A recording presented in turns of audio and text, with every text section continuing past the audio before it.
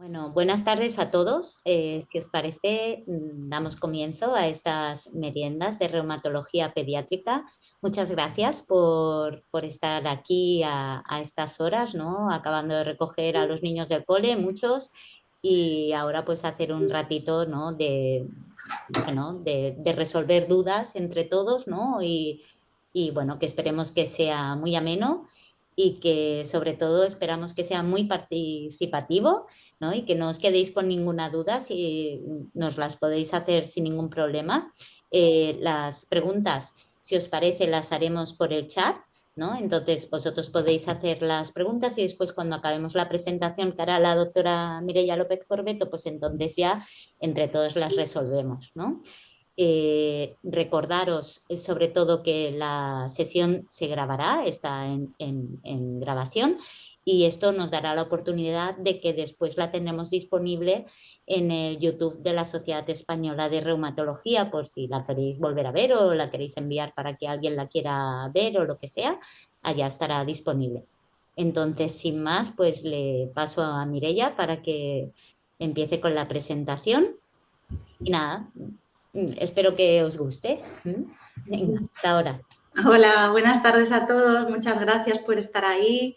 Y nada, como ha dicho mi compañera Estefanía, también está Julia en la otra sala. Hemos preparado este webinar con pues, mucho cariño y un poco la idea es resolver algunas dudas que a veces pues, nos comentáis en la consulta y es verdad que por falta de tiempo, ¿no? Pues a veces pasamos muy rápido por estas cuestiones que os preocupan y creo que es importante comentarlas. No sé si se ve ahora la presentación. ¿Me confirmáis Perfecta. que se ve? Vale, genial. Sí.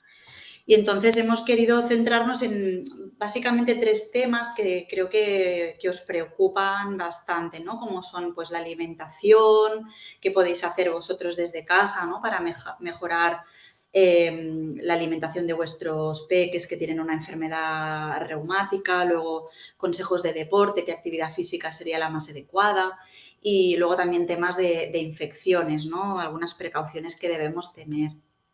Entonces, nada, básicamente es eso, ¿eh? Que el webinar está pensado un poco en base a lo que nos comentáis muchas veces por email o dudas que surgen en el día a día en la consulta y que nos podéis preguntar luego al final, pues cosas que igual no hemos comentado y que para vosotros son importantes, pues adelante, ¿vale?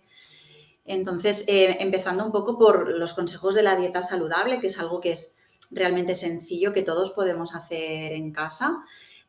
Os queríamos explicar cuatro conceptos muy básicos de la importancia que tiene pues, hacer una dieta equilibrada, ¿no? Seguir una dieta correcta, que entendemos por dieta antiinflamatoria y luego algunos patrones de dieta especiales, ¿no? ¿Qué evidencia hay sobre seguir una dieta sin gluten en el contexto inflamatorio, en este tipo de enfermedades?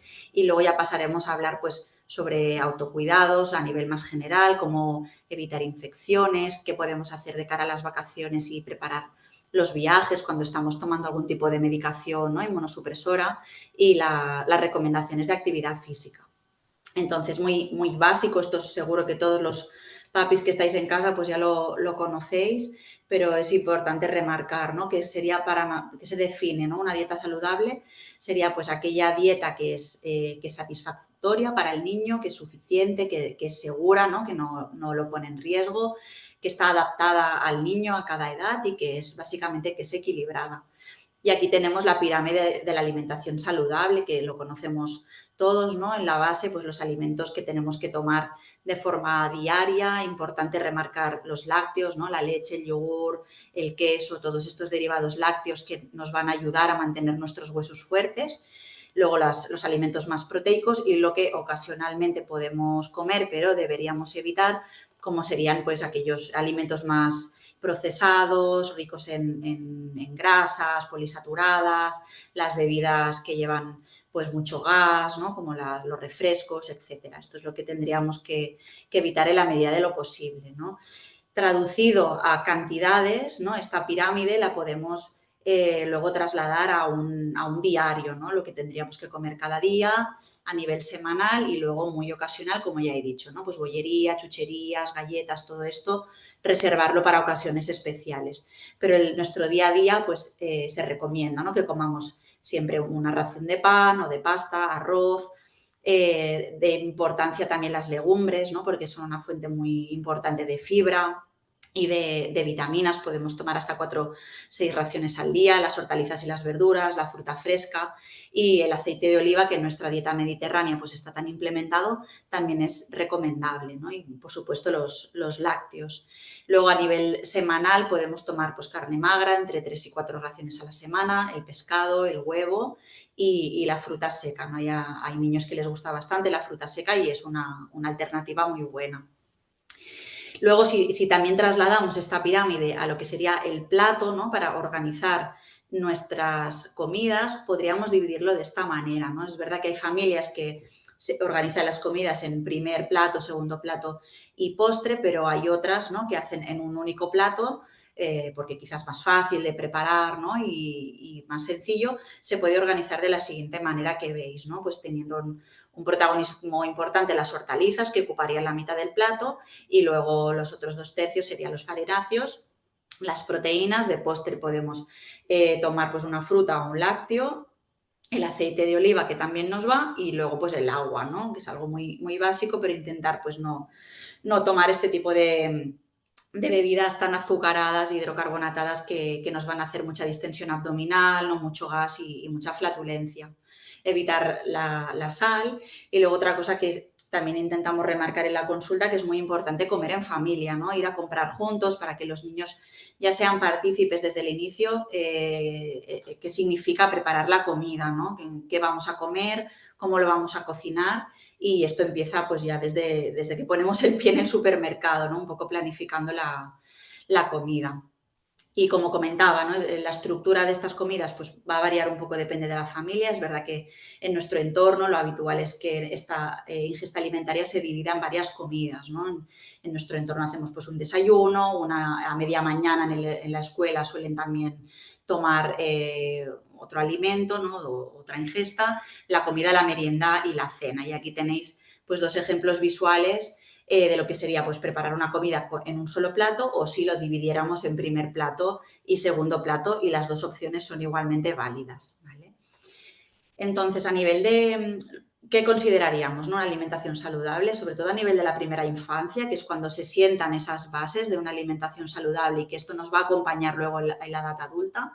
Los objetivos principales serían, pues primero, que el niño esté bien nutrido, obviamente, y luego aprender pues, esos hábitos de alimentación saludable, porque esto sabemos que si empezamos desde la primera infancia, luego cuando el niño sea adolescente lo va a tener muy, muy incorporado.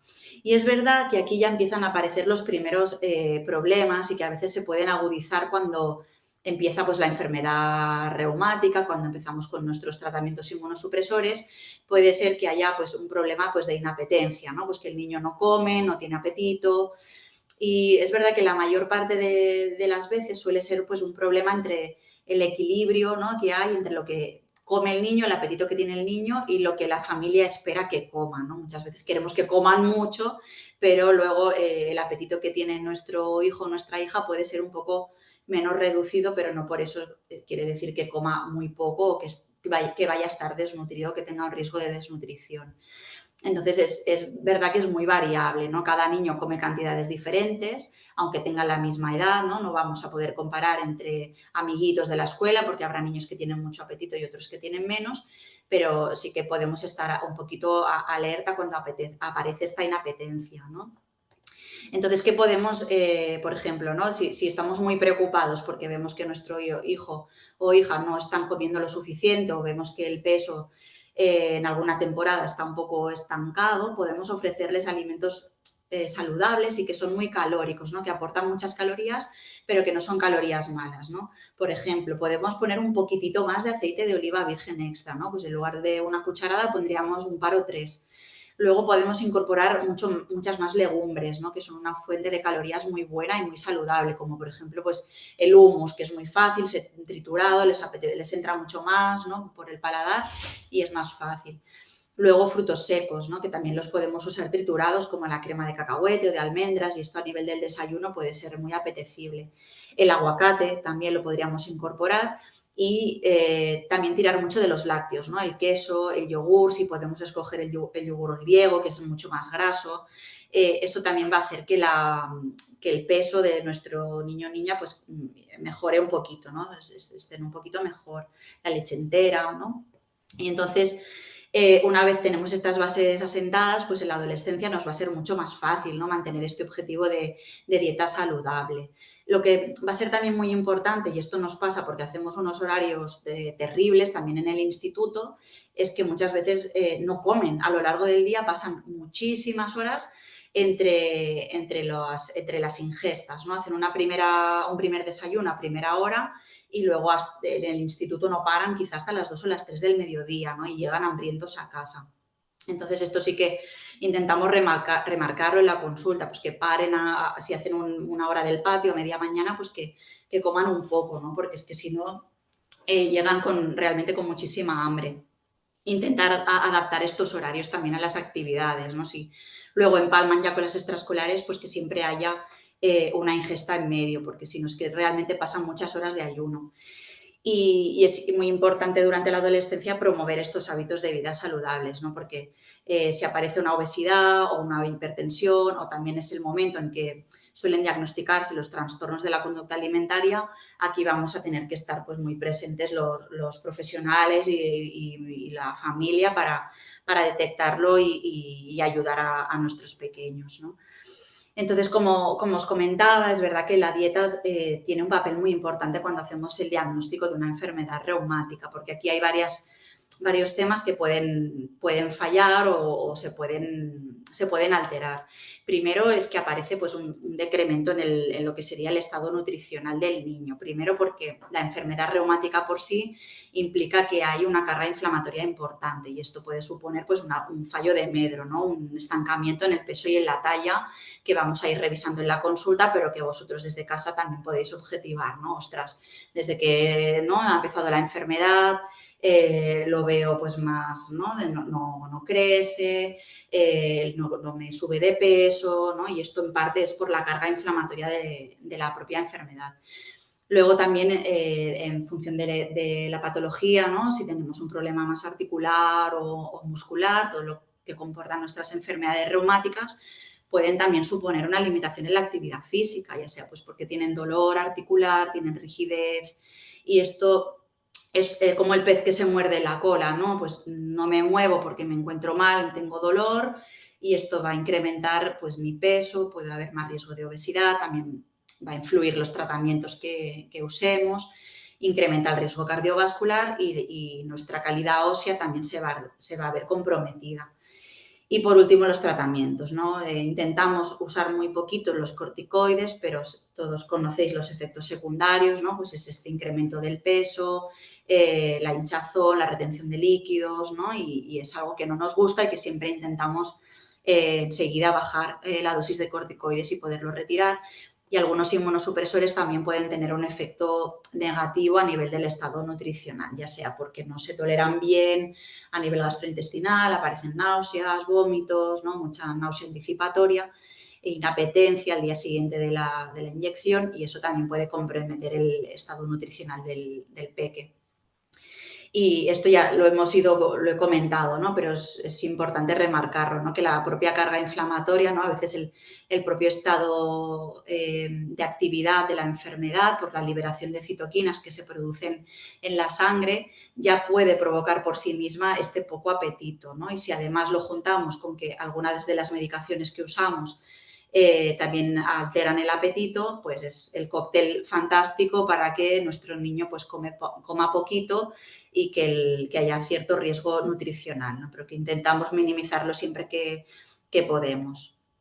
Y a nivel de tratamientos, los famosos corticoides, ¿no? Sí que es verdad que a dosis altas y de forma prolongada pueden impactar negativamente la velocidad de crecimiento, pero también es verdad, ¿no? Que los usamos en la medida justa y necesaria, los intentamos bajar lo más rápido que podemos y que desde la introducción de los fármacos biológicos, sobre todo, ¿no? Desde el 2006, ya llevamos bastante tiempo con ellos, esta velocidad de crecimiento en nuestros pacientes con enfermedades reumáticas ha mejorado muchísimo y ya es prácticamente comparable a la población general, ¿vale? Así que nuestros niños van a crecer, se van a desarrollar con normalidad y en mucha parte es gracias a estas terapias, ¿no? Entonces aquí no, la verdad es que no hay mucho misterio, no hay trampa ni cartón. La dieta antiinflamatoria al final, muy, muy resumido, es seguir una dieta mediterránea, es seguir esta pirámide alimentaria que he salido al principio y realmente poco más. No hay mucha evidencia científica respecto a otro tipo de dietas, ¿no? A dietas que quitan pues, hidratos de carbono, que quitan gluten, que quitan lactosa, que quitan fructosa. No, no hay mucha evidencia. Nos podemos recomendar más que una dieta mediterránea, ¿no? Que sigáis esta recomendación de la pirámide y que esto, ¿no? Evitéis en la medida de lo posible los alimentos más procesados y más ricos en grasas saturadas y hidratos de carbono refinados, ¿no? Sobre todo es limitar bebidas azucaradas, como digo, ¿no? Porque esto sí que se ha visto que incrementa una proteína, que es la lactoglobina, y esto se relaciona pues, con que luego aparezcan eventos cardiovasculares y obesidad. Y promocionar aquellos alimentos que son ricos en omega 3, ¿no? Sí que es verdad que venden algunos suplementos polivitamínicos a nivel de para farmacia o a nivel de herbolario que son ricos en omega 3, pero esto si hacéis una dieta rica pues en salmón, por ejemplo, ¿no? Las nueces, vegetales, etcétera, pues con esto ya sería suficiente, ¿no? No haría falta suplementar a nuestros peques con suplementos de este tipo, ¿no? Que llevan omega 3. Luego también sería recomendable pues, hacer una dieta bastante rica en alimentos con fibra, como la quinoa, o si podéis, por ejemplo, la pasta, ¿no? Que les encanta a los peques, pues en lugar de ser arroz blanco o pasta blanca, pues que sea integral, porque el sabor se parece bastante, están muy ricas realmente las pastas integrales y eso va a ayudar a que su hábito intestinal sea mejor. Y luego limitar esas grasas que no sean vegetales, ¿no? Pues tirar por el aceite de oliva, el aguacate, el aceite de cacahuete, ¿no? La famosa crema de cacahuete que se usa mucho en Estados Unidos y que igual nos parece que engorda, realmente es cacahuete triturado sin más y tiene un valor calórico muy bueno y es una grasa vegetal muy, muy potente. Y en cuanto a lo que sería más dirigido a los fármacos que utilizamos, ¿no? En reumatología pediátrica, pues sobre todo el más famoso, ¿no? El que quizá os suene a todos es el metotrexato, ¿no? Todos sabéis, ¿no? Que os damos un suplemento de ácido fólico que nos ayuda a contrarrestar los efectos secundarios del metotrexato y luego en casa vosotros por vuestra cuenta además pues podéis intentar dar unos alimentos que también sean ricos en folato, ¿no? Lo que lleva folato básicamente es el brócoli, las coles de Bruselas, las espinacas, el espárrago y el arroz integral. No son los alimentos más, más ricos y apetecibles para los niños, pero bueno, siempre que podáis, o si a vuestro hijo le gusta el brócoli y tenéis la suerte ¿no? que come muchas coles de Bruselas, pues a tope con estos alimentos porque son ricos en folato y en la dieta pues podéis ayudarles. Y luego lo que decía del estreñimiento o la diarrea, ¿no? Pues aumentar los alimentos que son ricos en fibra, sobre todo pues frutas, verduras y luego combinarlo con esta pasta más a nivel integral. Semillas también se pueden usar, la avena también es muy buena, es muy rica en fibra y esto nos puede ayudar. Y luego ha estado muy, muy en boga el gluten, ¿no? Es como el enemigo número uno de nuestra alimentación antiinflamatoria, pero es que realmente no hay nada de evidencia para retirarlo de la dieta. El gluten, además, lo encontramos en muchísimos cereales, ¿no? El trigo, la cebada, la espelta, todos los derivados llevan gluten, ¿no? Y realmente es un alimento es un componente muy potente y que está presente en muchísimos alimentos. Entonces, a nivel de que cause inflamación o de que pueda perjudicar a nuestros peques, no os podemos decir mucho porque es que realmente no hay evidencia. Se han hecho algunos estudios ya veis, ¿no? Con muy poquitos pacientes. Hay un estudio publicado con 4 pacientes solo, ¿no? Con artritis idiopática juvenil, que realizaron pues, una dieta sin gluten durante 6 meses. 2 mejoraron y 2 no. Es que, claro, esa evidencia pues, es muy, muy, muy floja, ¿no? Entonces, sí que es verdad que necesitamos más estudios, tanto a favor como en contra, pero a día de hoy no os podemos recomendar una dieta sin gluten, a no ser que vuestro hijo o hija sea celíaco, ¿no? Obviamente, si hay un diagnóstico de celiaquía, pues sí, está clarísimo que hay que retirar el gluten, y además puede ser que también si además tiene una IJ, ¿no? Pues que pueden ser que los síntomas articulares también mejoren al retirar el gluten. Luego tenemos los suplementos, ¿no? Que ya lo he comentado, del omega 3, por ejemplo. Tampoco recomendamos especialmente, ¿no? que se dé una suplementación especial. Simplemente pues, con estos alimentos más ricos en omega 3 sería suficiente, y tampoco hay mucha evidencia. Necesitamos ensayos clínicos que nos den un poco más de soporte, porque a día de hoy no tenemos mucha información. Y luego también algunos papás nos preguntáis, ¿no? ¿Le puedo dar algún suplemento de magnesio, de cobre, de zinc? Y nos da realmente un poco de miedo, ¿no? Porque al final son componentes que son importantes para muchas funciones del cuerpo, incluso para tipos de arritmias cardíacas se provocan por falta de magnesio, por exceso de magnesio. Entonces, a priori, no sería necesaria su suplementación, a no ser que haya un déficit que hayamos podido constatar a nivel analítico. Y luego a veces también os preguntáis por los probióticos. Es verdad que algunos de los fármacos, y sobre todo los corticoides, pueden hacer un poco de alteración de la permeabilidad intestinal, y de forma pues, temporal pueden ser beneficiosos el efecto de los probióticos. Pero es verdad que en algunos estudios bien realizados, ¿no? Comparados con placebo en pacientes con enfermedades reumáticas, no vieron demasiados cambios ni a nivel clínico ni a nivel más inmunológico implementando una dieta rica en probióticos. Así que tampoco a ese nivel tenemos mucha evidencia científica. Ahora dejando un poquito la dieta, ¿no? Os queríamos dar algunos consejos de infecciones, ¿no? Porque, claro, es algo que os preocupa mucho, como es lógico. Usamos fármacos inmunosupresores, ¿no? Para tratar nuestras enfermedades reumáticas. Nuestros niños son pequeños, están rodeados de otros niños que tienen pues, infecciones, como son lógicas en la edad pediátrica, y es algo que ostras, de entrada pues puede asustar un poco, ¿no? Entonces, esta diapositiva es un esquema muy visual de cómo dividimos nuestros fármacos en general en reumatología pediátrica. La mayoría yo creo que los conoceréis, o os sonarán un poco en general los nombres, ¿no? Los dividimos en los fármacos biológicos, son estos nombres tan raros que suelen acabar en MAP o KINRA, tienen estos nombres un poco complejos.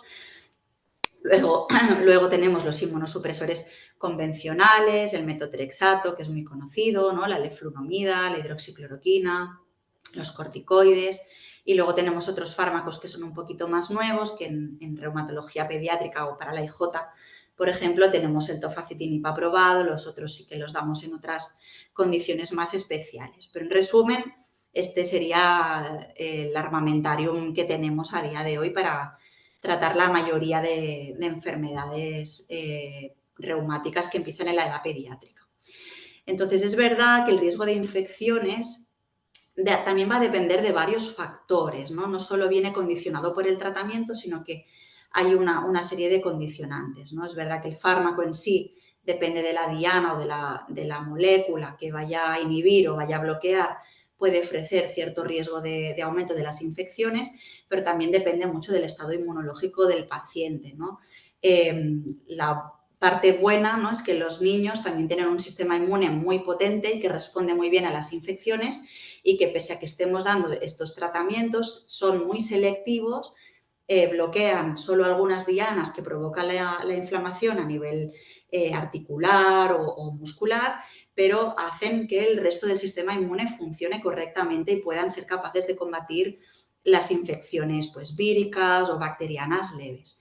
Y luego también va a ser muy importante la vacunación, ¿no? Siempre os mandamos al servicio de medicina preventiva, los médicos de las vacunas, para un poco adecuar y ver pues, que el calendario vacunal esté correcto, que esto lo comentaré ahora más adelante, y prevenir pues, este riesgo de infecciones que está un pelín más incrementado que en la población general, pero que se puede minimizar muchísimo con una correcta vacunación y con algunas pautas, ¿no?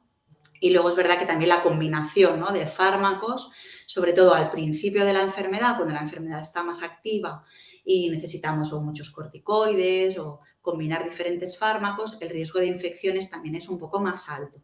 Pero luego, a medida que, ¿no?, os vais familiarizando con el tratamiento, con los controles, con la enfermedad, muchas veces nos lo comentáis en la consulta. Ay, pues mi hijo es que este invierno no se ha puesto malo.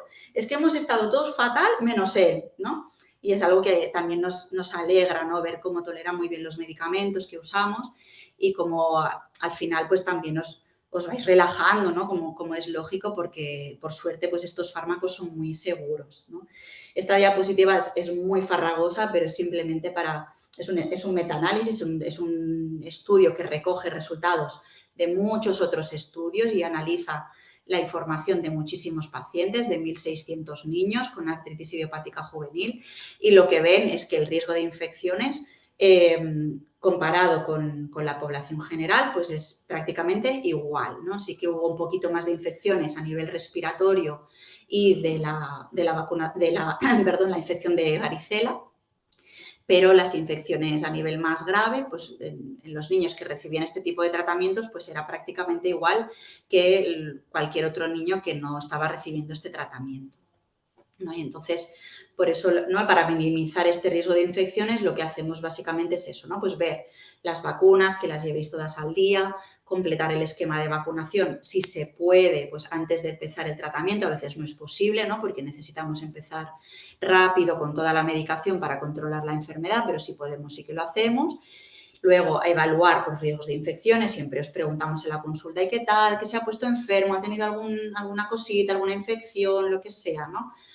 Contacto con la tuberculosis, ¿no?, que es una infección bacteriana pues que se contagia fácilmente, ¿no? También antes de empezar la medicación revisamos que no hayáis estado en contacto con la tuberculosis y luego os damos pues información pues de higiene, ¿no?, a nivel signos de alarma, y que si tenéis cualquier infección que no os cuadra, que no es un simple virus respiratorio que podáis identificar rápidamente, pues que nos aviséis y por supuesto, valorar en ese momento la infección.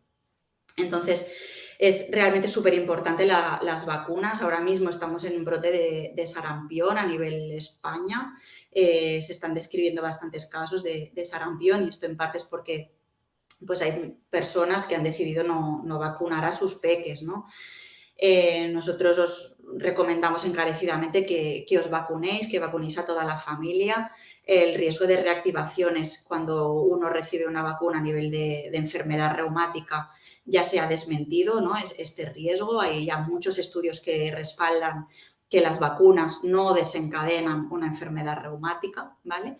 Y os recomendaremos pues que sigáis el calendario vacunal, y todas aquellas vacunas extra que podamos poner pues para ofrecer mayor protección en cuanto a infecciones prevenibles, os las vamos a recomendar, ¿no? Pues la gripe anual, el COVID, la vacuna del herpes zóster, que la tenemos desde hace poquito y es súper buena. Luego el papiloma, ¿no?, que antes se vacunaba solo a las niñas, ahora ya vacunamos niños y niñas, ¿no? Todo esto realmente está cambiando mucho el riesgo de infecciones. Si os interesa mucho este tema, os queríamos explicar, ¿no?, que la Sociedad Española de Reumatología Pediátrica tiene un grupo específico de profesionales que trabaja para estar al día de las recomendaciones últimas de vacunas cuando tenemos un peque que está tomando alguna de las medicaciones que hemos comentado.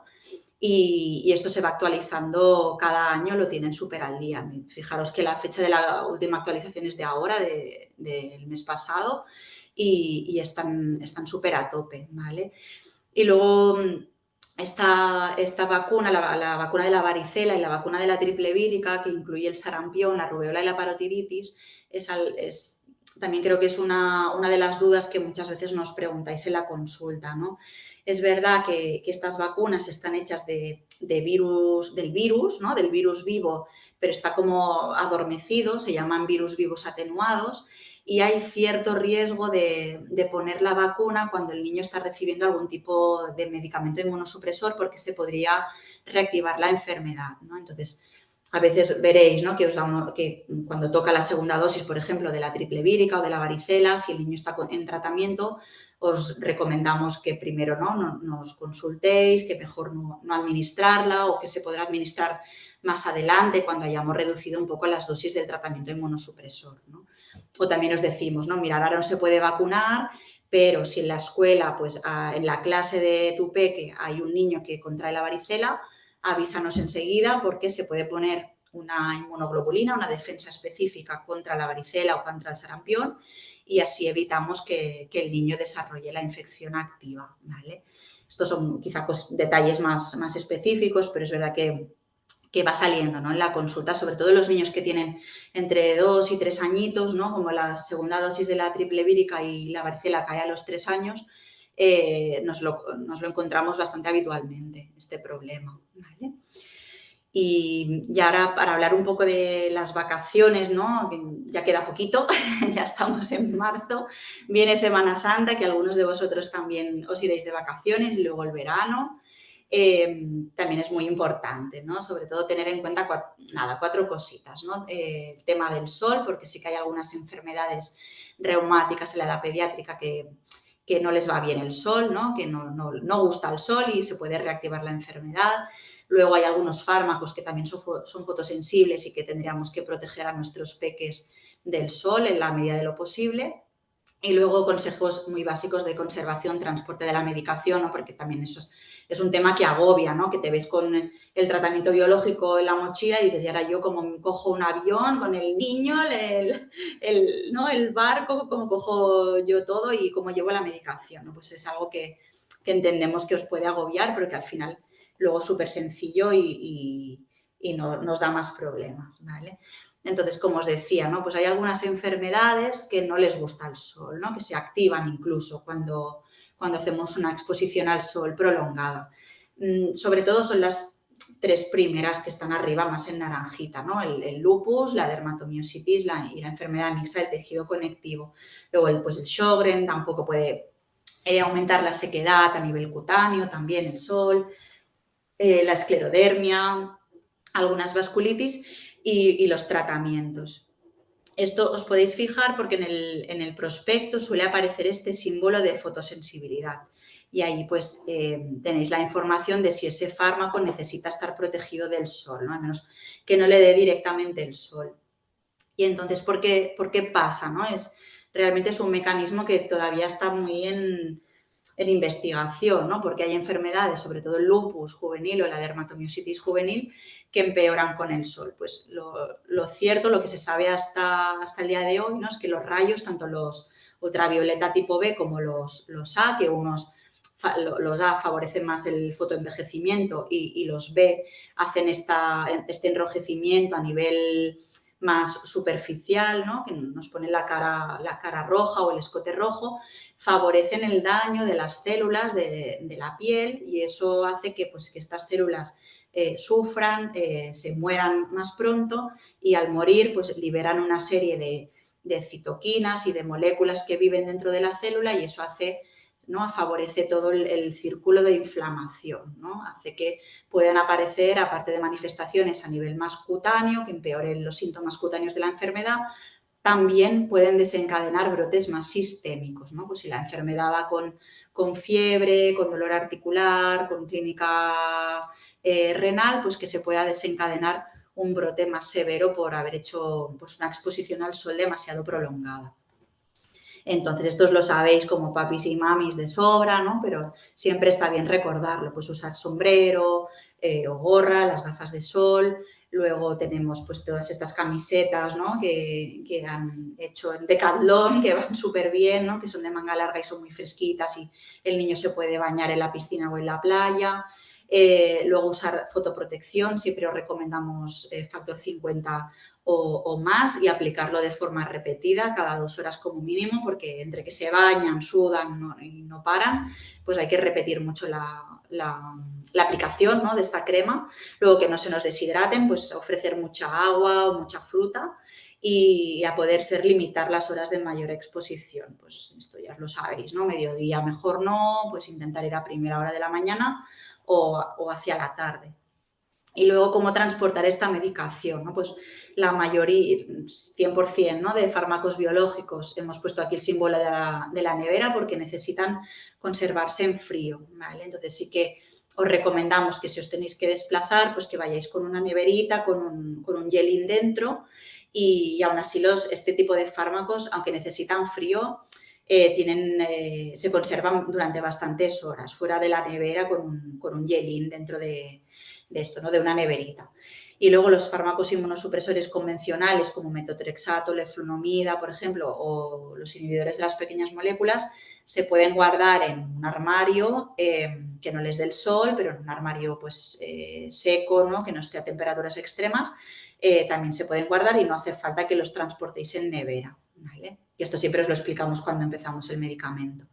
Y esto es para que veáis, ¿no?, pues que aunque se recomienda este transporte en nevera, luego venden algunos formatos así de neverita, que es mucho más cómodo y más práctico, pero que aún así el tiempo que aguantan estos medicamentos fuera de la nevera, no a temperaturas extremas, pero que es bastante, ¿no? Es de días, ¿no? O sea que incluso si hubiera una catombe de que se rompe la nevera y mientras buscáis una alternativa, tranquilos que el medicamento, a no ser que lo pongáis a 40 grados al sol, se va a mantener correctamente, ¿vale? Que esto a veces nos lo comentáis, ostras, si nos ha roto la nevera y ahora qué hago, bueno, tranquilos, ¿no? Mientras no lo sometáis a temperaturas extremas, el medicamento va a aguantar, ¿vale? Y luego también estas preguntas que a veces, ¿no?, pues os queréis ir de viaje a lugares un poco más, más exóticos, ahí ya se nos cambia un poco la cara, ¿no?, porque nos da cierto respeto, pero básicamente es porque alguna de las vacunas que exigen algunos países, sobre todo a nivel de África, suelen estar contraindicadas con la medicación, ¿no? Básicamente es la vacuna de la fiebre amarilla, ¿no?, que es una vacuna de virus vivo atenuado también y que no se podría dar si estamos tomando inmunosupresión. La meningocócica invasora también y la poliomielitis también sería contraindicada, ¿no? Entonces, sí, esto es un poco de sentido común, ¿no? Pero si el niño, pues en ese momento la enfermedad no está del todo controlada o lleva una carga de inmunosupresión bastante elevada, hombre, pues lo ideal sería que no viajarais a un país de mucho riesgo de infecciones, ¿no?, donde no hubiera una cobertura sanitaria del todo óptima. Y luego hay otro tipo de infecciones que todavía no las podemos prevenir con ninguna vacuna, que son las causadas sobre todo por artrópodos, ¿no? En esto lo que nos tendremos que proteger mucho es a nivel de repelentes, ¿no? Hay repelentes que se pueden usar incluso en menores de 2 años, sobre todo o sea, perdón, en menores de 2 años no se podrían utilizar los que llevan permetrina, pero entonces intentaríamos pues poner una ropa que sea de manga larga, ¿no? Usar mosquiteras para que no les piquen y luego a partir de los 2 meses, perdón, sí que podríamos ya utilizar este tipo de repelentes que llevan el DET, ¿no?, que lo podéis buscar en cualquier farmacia, el Rele, que sería el más conocido, por ejemplo, y este sí que se podría utilizar y da una protección de 5 horas, ¿no? Tampoco también como la crema solar, recordar que hay que ir aplicándolo cada cierto tiempo porque si no también pierde efecto. Y ya para acabar, otra de las preguntas que nos hacéis muchas veces es pues qué deporte, ¿no?, pueden hacer nuestros peques con enfermedad reumática. Y aquí yo creo que todas, ¿no?, Estefanía y Julia, que están al otro lado, yo creo que estarán de acuerdo en que siempre os decimos, ¡guau!, pues lo que el niño quiera realmente, ¿no? Una vez la enfermedad ya está controlada, es que no hay ninguna limitación, ¿no? Tenemos niños que hacen, bueno, gimnasia aeróbica de este tipo mayores, patinaje artístico, waterpolo, es decir, que pueden hacer realmente todo lo que quieran, ¿no? Es verdad que al principio de la enfermedad pues puede haber ciertas limitaciones, ¿no? Pues ya sea primero pues por la propia inflamación, como hemos comentado, ¿no?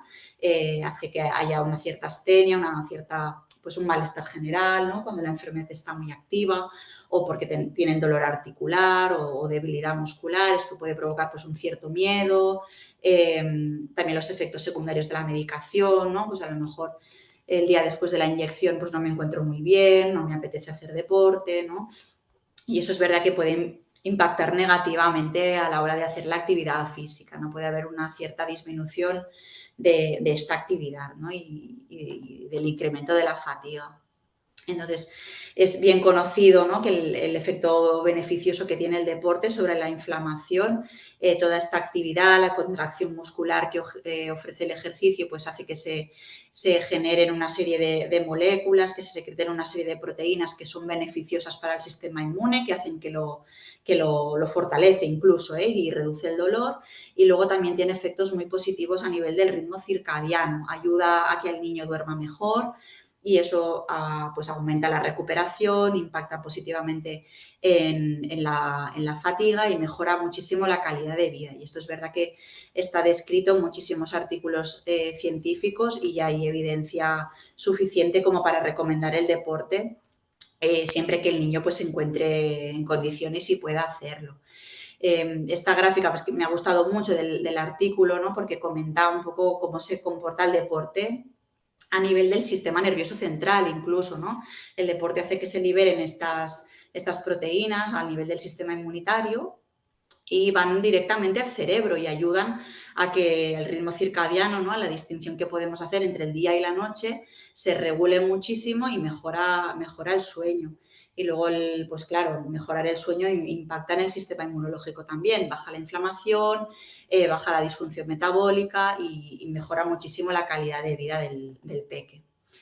Entonces, es verdad que en la fase aguda, ¿no?, pues muchas veces nos decís, jo, pero es que ahora estoy en un brote, tengo un brote de artritis o estoy ahora mismo pues con mucha debilidad muscular, ¿no? No me encuentro bien, ¿qué puedo hacer? Bueno, primero paciencia, no obvio, es verdad que cuando estamos mal, cuando hay enfermedad activa, pues no estaremos en nuestro 100%, pero sí que podemos hacer un poquito de carga muy reducida, ¿no? Si el brote nos está afectando pues a las rodillas y los tobillos, por ejemplo, pues puedo hacer más carga de extremidad superior, puedo hacer algún ejercicio más isométrico, ¿no? Y a medida que nos vayamos encontrando mejor, pues ya podemos hacer un poquito más de ejercicio aeróbico, o incluso algún circuito de resistencia, de bajo impacto, ¿no?, para no favorecer este dolor a nivel articular, ¿vale? Pero el impacto por sí solo no perjudica a las articulaciones, aunque tengamos artritis, un impacto supervisado y que no sea de alto impacto, no va a ejercer un efecto nocivo sobre nuestras articulaciones, ¿vale?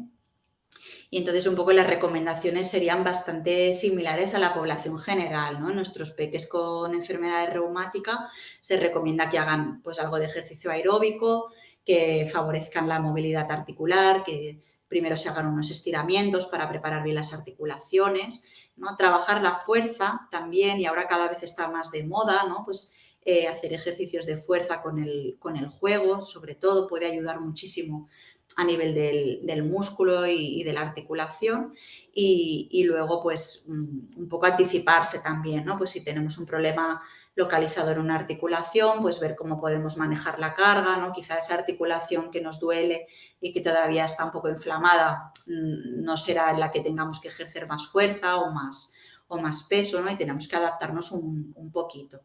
Y aquí serían algunos ejemplos así muy, muy fáciles, sobre todo de cómo entrenar la fuerza, ¿no? Que parece que sea algo muy de gimnasio, ¿no? De así más de chico, de fortón, que se pone en el gimnasio a hacer fuerza, pero para el niño también es muy importante hacer ejercicios de fuerza, ¿no? Y en menores de 4 años, por ejemplo, pues podemos hacer cosas tan fáciles como escalar, ¿no?, reptar, gatear, que esto lo van a hacer solos, ¿no?, si se encuentran bien. Y a partir de los 6 años, pues ya hacer más ejercicio de competición, trabajar los brazos, ¿no?, como la fotografía que veis aquí. Y cuando son más mayores, incluso tienen bastante interés con las pesas, ¿no?, adaptando las dosis y las cargas, y esto pues no sería contraproducente en caso de enfermedad reumática, al revés, ¿no? Los podéis animar y siempre que sea un ejercicio un poco supervisado al principio y no se hagan daño, no se pasen, sería totalmente válido, ¿vale? Entonces, aquí os hemos dejado unos recursos web, ¿no?, de todas a nivel de internet tenemos ahora muchísima información, ¿no? Tanto de la Fundación Española de Reumatología, que tienen iconografías súper bonitas y la verdad es que está todo muy bien explicado, la Lliga Catalana, nuestra Sociedad Española, ¿no? De Reumatología Pediátrica, que también podéis encontrar todo el tema de las vacunas súper actualizado. Y ya por último, pues os dejamos nuestro contacto, como siempre, que nos podéis contactar. Y, y nada, y ahora pues si tenéis preguntas, estaremos encantadas de resolverlas. Muchas gracias, Mireia. Bueno, es un montón de información, ¿no? Bueno, a veces es tanta que a veces se quedan preguntas en el tintero. No os preocupéis, si se quedan en el tintero, pues seguimos en contacto y las podemos resolver, ya sea en la consulta o en, o en el mail que os ha puesto Mireia. Para hacer las preguntas, lo único que sí que tenéis abajo, tenéis el chat y entonces podéis hacer las preguntas, sentiros libres, o sea que intentaremos contestarlas todas y si queda alguna pendiente, pues ya nos pondremos en contacto. Lo único que es un poco más incómodo es que las tenéis que escribir, eso sí, porque no podéis hablar. Esperamos un poquito a que os decidáis.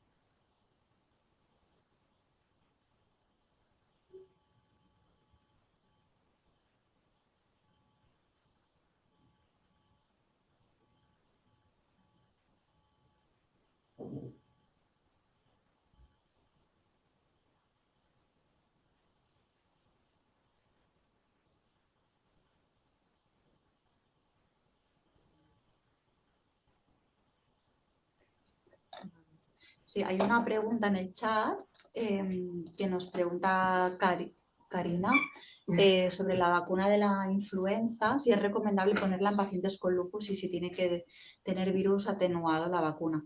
De la influenza sí que es recomendable, ¿no? Es la vacuna de la gripe. Siempre os recomendamos cada año y si puede ser a los convivientes en casa también, ¿no? Para evitar que os contagiéis los unos con los otros.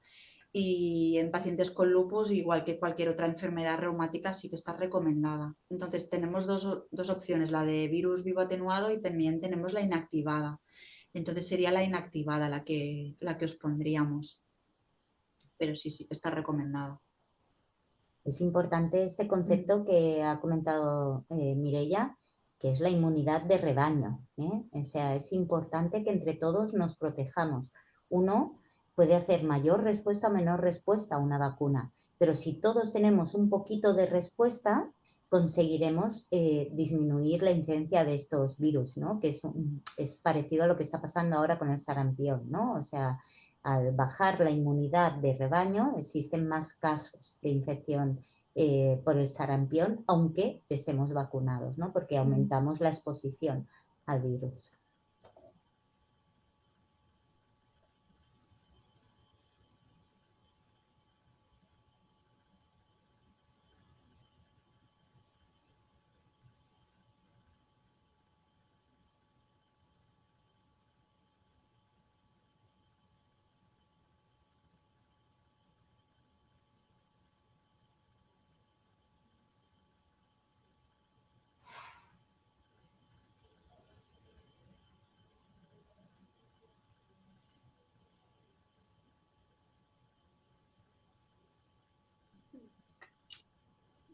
Bien, tenemos otra pregunta.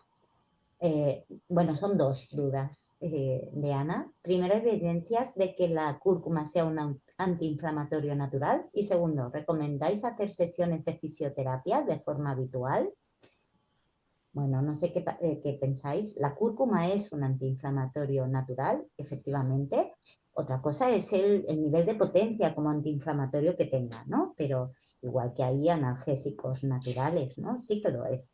Cuidado con la cúrcuma, porque sí, es natural, pero lo natural también tiene efectos secundarios y se han descrito casos de pancreatitis con la cúrcuma. O sea que por muy natural que sea, no son inofensivos y sobre todo hay que controlar un poco las dosis, la forma en que se toma, ¿no? Hay que ser un poco cauto, aunque sean naturales. Yo siempre pongo el mismo ejemplo. Los mórficos vienen también de una florecita hermosa que se llama amapola y es más natural que una flor, no hay, ¿no? Pero cuidado. Y lo segundo, ¿recomendáis hacer sesiones de fisioterapia de forma habitual? Pues depende de la patología, sí, y depende de la patología, no. Afortunadamente, hoy en día tenemos la suerte de ver los pacientes, por ejemplo, con AIJ de forma precoz antes de que se instauren pues alteraciones en la movilidad de las articulaciones y muchas veces, aunque haya una pequeña limitación de la movilidad, cuando el niño empieza ya a correr y a saltar, ya esto ya es suficiente rehabilitación. En algunos casos, por supuesto, pues sí que será necesario, pues porque hay algunas alteraciones más establecidas y según qué patología, pues por ejemplo la dermatomiositis, pues sí que hay que valorar, ¿no? El hacer una fisioterapia o una rehabilitación en el contexto del inicio de la enfermedad, pero no siempre, afortunadamente, mucho menos que hace unos años, por el rápido diagnóstico y el rápido tratamiento. Sí, un poco lo mismo. La cúrcuma sí que es un alimento antiinflamatorio, pero depende un poco cómo lo tomes, porque hay gente que lo toma en infusión y no puedes controlar mucho la cantidad que tomas. Y si te pasas, pues esto, no hay casos que se han descrito de pancreatitis por exceso de cúrcuma. Yo creo que si lo tomas de forma Claro. controlada, ¿no? En suplementos que sabes exactamente la dosis que hay, y como una ayuda, ¿no? Como un adyuvante al tratamiento, no habría ningún problema. Mm. Y lo de la fisio, pues un poco lo mismo, que por suerte necesitamos poco a los rehabilitadores del hospital y a los fisioterapeutas, por suerte, ¿no? No sé si Sí, no, quieres lo que es añadir algo. importante es lo que ha comentado Mireia, ¿no? Realizar mucho ejercicio físico de Mm. manera regular y habitual. Eso es lo más importante, ¿no?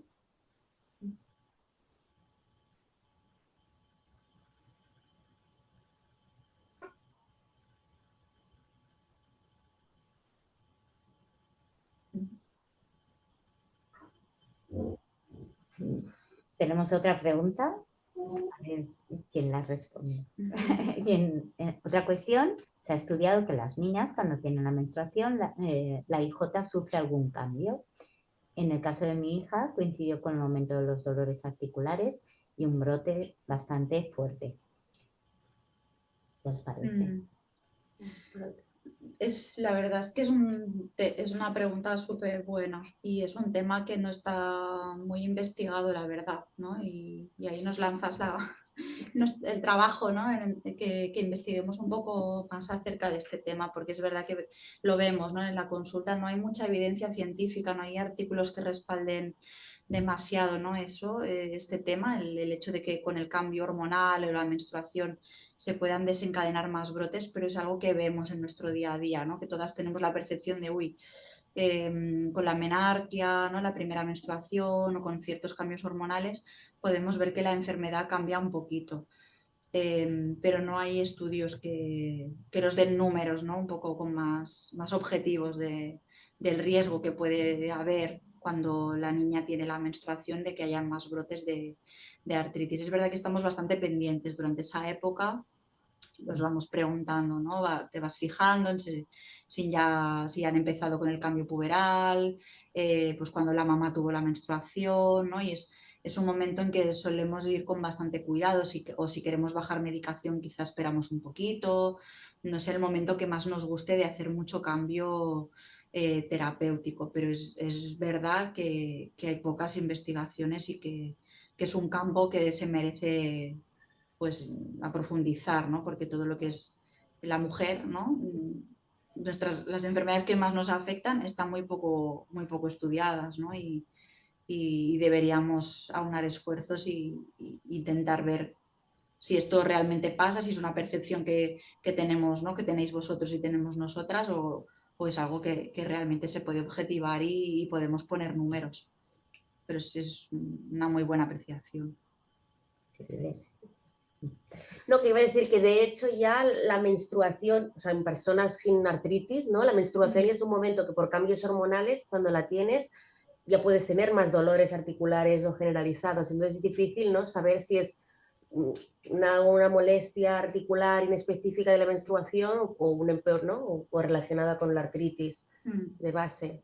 O sea, es sí, todos los cambios hormonales después cuando crecemos y llega la menopausia también, ¿no? Estos cambios hormonales también se relacionan con mayor dolor articular, que no artritis, ¿eh? Mayor, esto, pues todo genera una serie de cambios. Y de hecho, aunque no está, como ha dicho Mireia, no está bien establecido el saber que vaya a haber brotes o el riesgo de hacer un brote con la menarquia, con la primera menstruación, sí que somos bastante cautos a la hora de hablar de remisión de la enfermedad, ¿no? En esta época, ¿no? O sea, siempre normalmente decimos, bueno, esperamos hasta que tenga la menstruación y después un poquito que esté estable la hormona y después ya hablaremos, ¿no? De la remisión, porque a veces pues te puedes encontrar esto, ¿no? Que le pasó a Ana.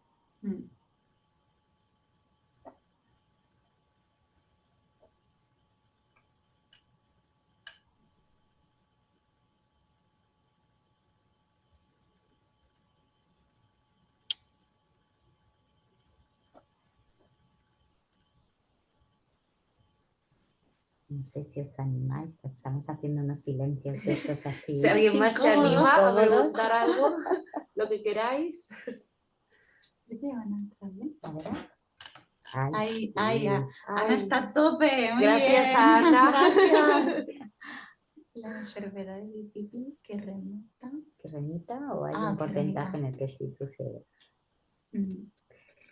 Sí, la remisión existe.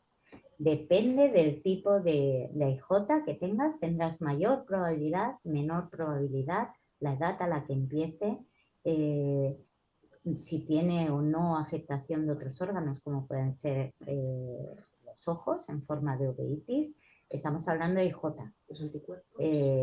También, ¿no? Sí. Depende, todo depende, ¿no? Tendrás mayor probabilidad si tienes una IJ oligoarticular sin afectación de ojos y ANA negativa, factor reumatoide negativo, ¿no? Pues entonces es más probable, incluso hasta un 60%, llegan a tener la remisión mantenida, ¿no? Y desaparece la enfermedad. Pero hay otros que no, ¿no? Y nos encontramos que retiramos tratamiento, ¿no? Porque llevamos un montón de tiempo en remisión, retiramos y vuelve, ¿no? Bueno, es ensayo de error porque a día de hoy nos hacen falta pues biomarcadores, ¿no? Marcadores que podamos nos puedan ayudar a diferenciar aquellos pacientes que nos van a volver a brotar o de los que no, ¿no? Y entonces de esta forma a lo mejor podríamos ahorrar tratamientos, ¿no? O poder retirar el tratamiento antes, o quizás no lo retiraríamos del todo, ¿no? Sino que buscaríamos la mínima dosis mantenida, ¿no? Para que no hicieran un brote. Hay también mucho por hacer en este campo. Y por supuesto hablando de AIJ, después otras enfermedades reumáticas, pues dependerá. Las habrá que sean monofásicas, que cursen en un brote, las habrá que no, que sean enfermedades crónicas ya desde el inicio, como pueda ser el lupus, la mayoría, depende del tipo de enfermedad que tenga.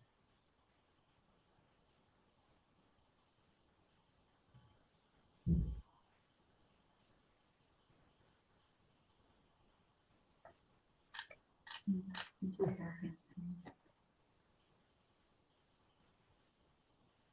Ana nos escribe, muchísimas gracias. Es muy importante para las familias que tenemos hijos e hijas con enfermedades reumáticas tener esta cercanía sin las prisas de las visitas de los controles rutinarios. Muchas gracias a ti, Ana. O sea, somos Sí. plenamente conscientes de que el diagnóstico de una enfermedad reumática en un niño, ¿no? Siempre ocasiona muchísima incertidumbre, miedos, ¿no? Y a veces no tenemos el tiempo suficiente para poder ayudaros en este camino, ¿no?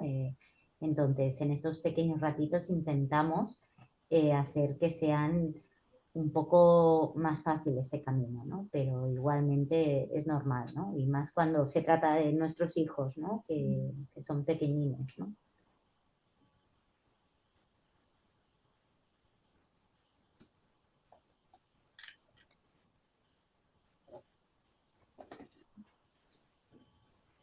Ai, espera, que algú més ha dit alguna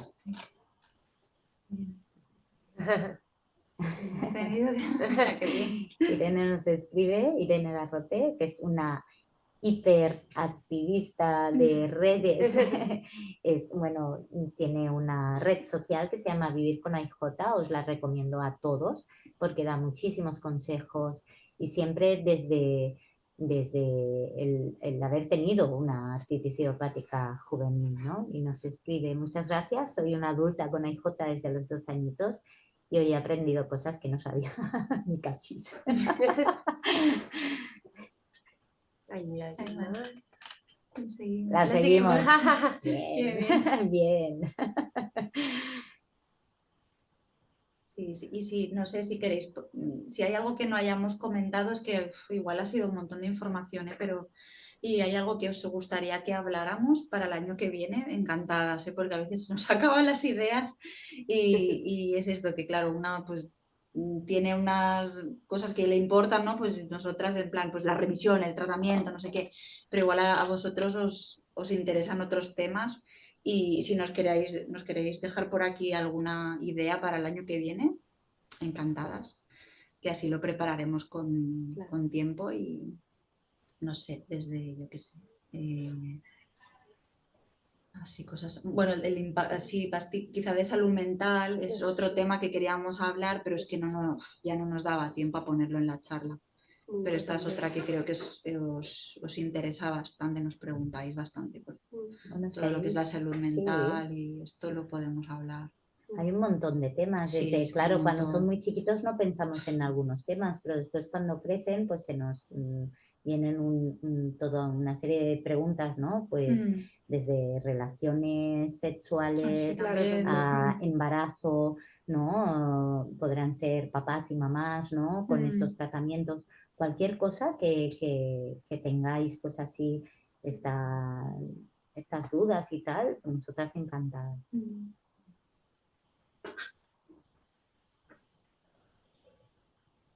Bueno, pues si os parece, ya son las 6. Os dejamos que volváis a los quehaceres diarios. Muchísimas gracias a todos por haber participado en estas pequeñas reuniones, ¿no? De las que estamos muy contentas, que sepáis que están grabada y que la tenéis a vuestra disposición en el YouTube de la Sociedad Española de Reumatología. Y por supuesto, nosotras estamos aquí en el otro lado y si necesitáis contactar, dudas, lo que queráis, aquí estaremos. Muchas gracias a todos. Muchas gracias.